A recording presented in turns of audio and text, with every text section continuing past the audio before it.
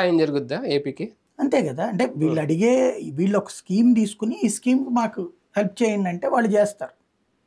అంతేగాని ఆంధ్రప్రదేశ్ కోసం ఇది ప్రత్యేక ప్యాకేజీ ఇట్లా అని అనౌన్స్ చేసి వాళ్ళు దేశవ్యాప్తంగా చేతులు కాల్చుకోరు. హోదా అంశం అసలు ప్రస్తావనకు వస్తుందా?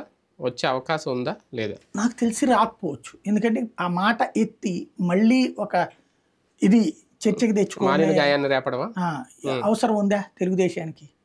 హోదా అనే కరెక్ట్ సబ్జెక్ట్ అయితే జగన్ ఎందుకు ఓడిపోతాడు? జగన్ హోదా తేలా, చంద్రబాబు నాయుడు హోదా తేలా. ఆ రోజున నేను చెప్పా, హోదా అన్నటువంటి అంశంకి తేనె తొట్ట కదిలించడం. కానీ ప్రతిపక్షంలో ఉన్నప్పుడు వీళ్ళిద్దరు రేట్ చేసిన పాయింట్, పవన్ కళ్యాణ్ గారు కూడా పదే పదే రేట్ చేసిన పాయింట్. మరి ఇప్పుడు ఎన్నికల్లో ఎందుకు హామీ చెప్పలే? ఇప్పుడు ఎన్నికల్లో ఇద్దరు కూడా ఎవరు హామీ ఇవ్వలేదుగా. మేము వస్తే హామీ ఇస్తామని, ఇది ఇస్తామని.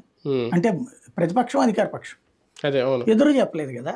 అందరికి అర్థమైపోయింది హోదా అన్నటువంటి పాయింట్కి. హోదా అన్నటువంటిది ఇవ్వాలి అంటే ఫస్ట్ బేసిక్గా ఏంటంటే దేశంలో మనకు ఆ వాతావరణం ఉందా లేదా, నెంబర్ 1. రెండోది, ఇప్పుడు ఆ సిస్టమే లేనప్పుడు ప్రత్యేకించి ఆంధ్రాకి తేగలుగుతారా?